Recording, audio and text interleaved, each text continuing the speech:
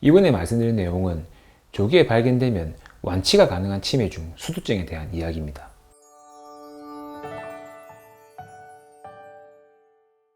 안녕하세요. 손재영 의사생활의 신경과 전문의 손재영입니다. 최근 원래 스튜디오로 사용하던 오피스텔의 계약 기간이 만료되어 다른 오피스텔로 이사와 세팅을 하고 오늘이 새 스튜디오에서의 첫 촬영입니다. 앞으로도 시청자분들에게 도움이 될 만한 신경과 관리 영상을 제작할 것이니 계속적인 관심과 사랑 부탁드립니다.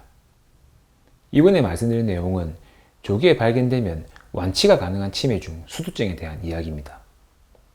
수두증에 대한 내용을 정리하는 중 요즘 인기리에 방영 중인 드라마 슬기로운 의사생활에 이와 관련된 내용이 나와 간단히 소개해 드리려고 합니다.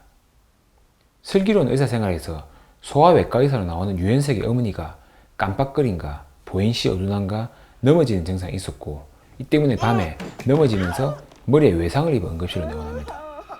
응급실 내원 시 내 외상이 있어 검사한 내 CT상에서 경한 수두증이 발견되고 이에 대한 치료를 받게 됩니다. 드라마에서 진료 과정을 간단히 보면 깜빡거림과 보행시 어두난 증상이 수두증에 의해 발생한 것인지를 확인하기 위해 내측 수액을 빼내게 됩니다. 이후 드라마에서 주인공들에 대한 내용을 보면 보행이 좋아졌고 이를 토대로 환자분의 기억력 저하와 보행장애가 수두증에 의한 것으로 진단이 되어 내측 수액이 내 안에서 계속 쌓이지 않게 하는 션트 수술을 시행하였습니다. 다행스럽게도 수술은 성공적으로 시행이 되었고 이후 환자분의 증상은 호전되었습니다. 실제 병원에서 진료 시에는 환자분의 인지기능에 대한 평가와 보행에 대한 좀 더 정밀 검사를 시행한다는 점을 빼고는 진료 프로세스가 실제 병원에서 시행하는 것과 동일하였습니다. 이전의 의학 전문 드라마에서는 의학적인 정보나 내용이 사실 좀 부족했는데 이 드라마에서는 실제 병원에서 진료 내용과 거의 동일하게 수준이 높았고 의사인 제가 봐도 정말 재밌었습니다. 대부분 치매라고 하면 완전히 치료는 되지 않고 약물로 더 이상의 악화를 방지하는 것만이 치료라고 생각하는 경우가 대부분입니다만 수두증에 의해 발생한 치매는 조기에 발견만 되면 드라마와 같이 완전히 치료가 되는 질병입니다. 그럼 수두증이 과연 왜 생기고 이에 대한 증상은 어떤 것이 있는지에 대해서 알아보겠습니다. 우리의 뇌에는 내측 수액이라는 물이 흐르고 있는 부분이 있는데 이러한 부분이 내실이라고 부릅니다. 내실은 보시는 것처럼 뇌 중앙 부분에 위치하고 있으며 이 부분에서 내측 수액이 만들어지게 됩니다. 만들어진 내측 수액은 내실을 따라 순환하면서 뇌와 척수의 바깥 부분에도 흐르게 되고 여기 위치한 내막에서 분해가 됩니다. 이는 하루에 500ml 정도가 생성되고 재흡수되면서 항상 우리 뇌에서는 100에서 160ml 정도가 유지가 됩니다. 실제 검사나 치료를 위해 내측 수액을 뽑아보면 정상인 경우에는 완전 투명한 물 색깔이고 병적인 경우에는 색깔이 변하게 됩니다. 내측 수액을 뽑는 경우에는 머리는 뼈로 둘러싸여 있기 때문에 뽑는 것이 불가능하고 안전한 허리 부분에 가는 바늘을 꼽아서 채취를 합니다. 슬기로운 의사생활에서도 환자분의 허리에서 내측 수액을 뽑는 장면이 있었습니다. 내측 수액은 뇌와 척수를 보호하고 영양분을 공급하고 뇌에서 나오는 폐기물을 제거하는 기능을 합니다. 또한 1.5km 정도 된 뇌 주위에 물이 흐르면서 뇌가 여기 떠있게 되기 때문에 실제로 우리는 생활을 하면서 뇌가 무겁게 느껴지지 않게 하는 역할도 하고 있습니다. 이러한 내측 수액이 계속 생성되고 재흡수가 안 되면 내실에 계속 쌓이게 됩니다. 어느 정도까지는 괜찮겠지만 지속적으로 재흡수가 되지 않는 경우에 내측 수액이 위치한 내실은 서서히 커지게 될 것입니다. 이렇게 뇌 안에 내측 수액이 축적되면서 내실이 커지는 병을 수두증이라고 부릅니다. 그럼 수두증으로 인해 커진 내실은 우리의 몸에 어떤 영향을 미칠까요?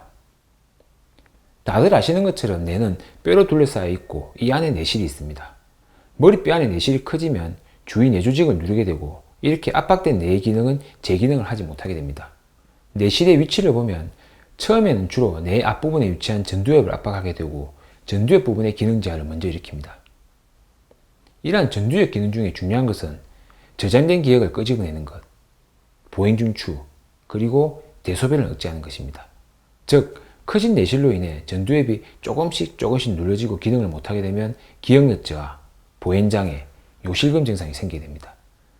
이러한 증상은 뇌가 눌리면서 발생하므로 갑자기 생기는 것이 아니라 서서히 생기고 조금씩 악화되게 됩니다. 이렇게 생기는 기억력 저하는 뇌의 기억을 저장하는 것에는 문제가 없지만 저장된 기억을 끄집어내지 못하기 때문에 흔히 아시는 알츠하이머 병에서 치매와는 조금 다릅니다. 즉, 저장된 기억을 끄집어내기 위해 약간의 힌트를 주면 이를 잘 기억하게 됩니다. 가령 알츠하이머 병에 수의 치매 환자와 면담을 할 때 오늘 아침에 식사를 뭘 하셨습니까?를 물어보면 환자분들이 내가 아침을 먹었나? 이렇게 대답합니다. 반면에 수두증에 의한 기억력저 환자분들에게 같은 질문을 하면 뭘 먹은 것 같은데 기억이 잘 안 나네. 이렇게 대답을 하시고 이런 경우는 제가 혹시 무슨 국 드시지 않으셨습니까? 라고 힌트를 주면 미역국 먹었네요. 라고 대답을 합니다. 물론 이러한 차이는 초기에는 뚜렷하지만 치료를 하지 않고 시간이 많이 지난 경우에는 점점 애매해지는 경우가 많아집니다. 커진 내실은 보행 중추 또한 누르게 되어 걷는 것을 힘들게 만듭니다.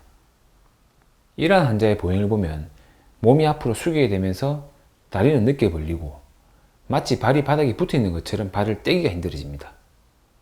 보행하는 형태를 보면 마치 파킨슨 환자처럼 보이지만 파킨슨에서 보이는 강직, 수동증 등이 동반되지 않습니다. 이렇게 기억력저하 보행장애가 먼저 생기고 좀 더 수두증이 진행하여 내실이 대소변을 억제하는 부분을 누르게 되면 소변장애가 생기게 됩니다. 이 외의 증상으로는 전두엽이 눌러지게 되기 때문에 환자분의 감정이 둔화되고 멍해지는 것 같은 증상이 생기고 계획을 세우거나 무언가 결정을 하는 기능이 저하되고 이후 성격의 변화 또한 발생하게 됩니다. 정리하자면 수두증에 의한 증상은 첫째 기억력 저하, 둘째 보행장애, 셋째 소변장애라고 생각하시면 됩니다. 오늘은 치매를 일으키는 질병 중 수두증의 임상 증상에 대해 알아보았습니다. 다음 시간에는 이러한 수두증의 치료에 대해 좀 더 자세히 말씀드리겠습니다. 오늘 내용이 도움이 되셨다면 구독과 좋아요, 알림 설정까지 부탁드립니다. 감사합니다.